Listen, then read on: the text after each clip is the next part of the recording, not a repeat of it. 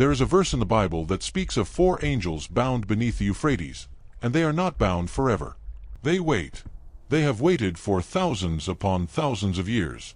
And the prophet John, in the strange thunder of his vision on the island of Patmos, saw them. He saw the chains. He saw the slow rise of their shoulders in the dark water. And he understood something that would never leave him until the day he laid down his pen forever. Listen carefully, because what was written in the 9th chapter of Revelation is not a metaphor, not a poem, not a comforting parable spoken to soothe restless souls. It is a warning carried across centuries, whispered first from the lips of ancient men who lived along the river of empires, the river of blood, the river that the prophets feared more than any other water on the face of the earth. The Euphrates. To us, today, it is only a line on a map, a brown ribbon of water curling through deserts and ruins. But to those who walked its banks 3,000 years ago, the Euphrates was a living thing, a presence, a patience. They believed it had a memory. They believed it remembered the first city, and the first king, and the first murder. They believed that beneath its waters lay things that the world had forgotten on purpose. The old men of Babylon told their grandchildren never to swim in certain places along the river, never to throw stones into the deep pools, because the deep pools were not for stones. They were for silence. They were for keeping. And the old men of Sumer, long before Babylon rose from the brick and bitumen of the plain, had carved warnings into clay tablets that priests of later kingdoms would copy and recopy, even when they no longer understood the words their grandfathers had written. There was a story, never written down in full, only passed in fragments around night fires and inside the dark, smoke-stained chambers of temple scribes. The story said that before the kingdoms of men, before the towers of brick reached upward to mock the heavens, for beings of terrible power were sealed beneath the river. Not killed because they could not be killed.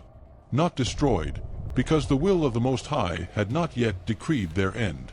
But bound, wrapped in chains forged not by human hands, pressed into caverns where no fisherman would ever cast a net. The men who told this story did not smile when they told it. They did not embellish. They spoke in low voices, with their eyes turned away from the water. Why would God bind 4 angels beneath a river? That is the question that has chased every generation of believers, every prophet, every priest, every restless soul who has read the words and felt the weight of them. And it is the question that John, exiled on his rocky island of Patmos, was finally given the answer to. He saw the 6th angel sound a trumpet, and from the 4 horns of the golden altar before God, a voice came down, and the voice was not gentle. It said, "Loose the 4 angels which are bound at the great river Euphrates." And in that moment John understood that these were not angels of comfort. They were not angels of healing. They were prepared for an hour, and a day, and a month, and a year, prepared for that exact moment in time, to slay the third part of men. Think on that. A precise hour, a precise day, a precise month, a precise year, as if a great clock had been set within the foundations of the world, and these 4 beings had been chained to wait for the bell to ring. They are not raging in their prison. They are not wild beasts straining against the iron. They are disciplined. They are obedient. They are punctual. And the moment is coming. The people who lived along the Euphrates in the days of Belshazzar and Nebuchadnezzar believed something the modern world has long forgotten. They believed that the river itself sometimes whispered. There were nights when the wind would still, and the reeds would not move, and a low sound would come up from beneath the water, not a roar, not a voice, but the slow rattle of something massive shifting in its sleep. The fishermen would pull their boats back to shore. The shepherds would lead their flocks away from the bank. The priests would burn incense and refuse to speak until dawn rose pale over the plain. You and I, in our modern certainty, no longer believe in such things. But the prophets believed. Isaiah believed. Jeremiah believed. Daniel walked beside that river and saw visions there that broke his strength for 3 full weeks. He wrote that his face turned pale and his bones felt like water and no power remained within him. Why did the river of Babylon do that to him? Because the river was a threshold, a boundary, a door that had been sealed and locked from the outside, and the things on the other side of the door were listening to him pray.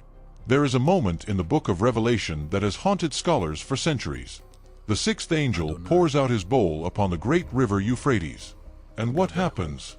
The water dries up. The water is taken away. The seal is broken. The threshold is open, and the kings of the east, whoever they may be, find that the door no longer holds. The chains slip from the cold limbs of the ancient prisoners. The angels rise, and the army of 200 million begins its march across the dry riverbed and onto the plain of the earth. 200 million. The number is not symbolic. John heard the number and he wrote it. He saw horses with heads like lions and tails that struck like serpents. He saw fire and smoke and brimstone proceeding out of their mouths. And he saw a third part of mankind fall. Not a small number, not 100,000, not 1,000,000. A third part of all who breathe upon the earth. The kind of slaughter that no human empire has ever managed, even in its darkest centuries. Now ask yourself, what kind of being requires chains for thousands of years? What kind of being is so dangerous that the Most High himself does not destroy it, but instead binds it beneath a river and posts an angelic watch over the chains? And what kind of being is so precisely targeted, so disciplined in its purpose, that it has an appointment on a calendar that only God can read? The ancient ones called them the Watchers of the Deep, not the Watchers of Enoch, who fell upon Mount Hermon. Those were a different rebellion, a different judgment. These four were something else. Older, perhaps, or younger and more terrible. The texts that survive are not clear, but every tradition agrees on this. They are angels of slaughter. They were created for an act that has not yet occurred, and they were bound until the day that act becomes necessary. Imagine standing at the edge of the Euphrates in the time of Nebuchadnezzar, when the lamps of Babylon still burned across the night and the gardens still hung from the terraces of the palace. Imagine the night air, thick with the smell of bitumen and palm wood and roasted barley. Imagine the dark line of the water moving slowly, patiently, eastward toward the sea. And imagine knowing, deep in the marrow of your bones, that something was sleeping beneath it. Not metaphorically, not symbolically, literally. Something that would one day be awakened, and that when it was awakened, the world would not have words for what it saw. This is what the prophets carried. This is the weight of their warnings. This is why their hands shook when they wrote, and why their voices broke when they spoke. They did not invent these things. They saw them, they felt them, and they were faithful enough, terrified enough, obedient enough, to set them down in ink so that we, in this far distant age, could read and tremble. And the river itself testifies. Even now, in our age of satellites and weather reports and ancient maps drawn from space, the Euphrates has been drying. Year after year, the water level falls. Ancient palaces and tombs that were submerged for millennia are surfacing again under the cracked sun. Foundations that no living eye should ever have been able to see are visible now from the air. The river is giving up its secrets, slowly, one stone at a time. And the question that no journalist dares to ask is the question that the old men of Babylon would have asked first. If the river is drying, then what is the river uncovering? John saw four silhouettes. He saw chains larger than the masts of ships. He saw caverns beneath the riverbed where the rock had been pressed into shapes no human chisel could have carved. He saw the moment of release, and he saw what came after the release. And he understood, with the cold clarity given only to prophets, that when the appointed hour arrives, these four will not be loosed to bring peace. They will not be loosed to comfort the nations. They will not be loosed to right the wrongs of human history or to balance the scales of suffering. They will be loosed for one purpose, and one purpose only: to execute a sentence that was written before the foundation of the world. To pour out judgment with the precision of a sword stroke that has been practiced in silence for 10,000 years. The river is patient. The chains are patient. The angels are patient. They have waited longer than any of our nations have existed, longer than any of our languages have been spoken, longer than any of our cities have stood. They will wait a little longer, but not forever. The trumpet will sound. The voice from the altar will speak. And on a day that has already been written into the calendar of heaven, the door beneath the Euphrates will open, and the four will rise out of the cold dark, and they will not look back. So lift your eyes. Read the verse. Tremble. Pray.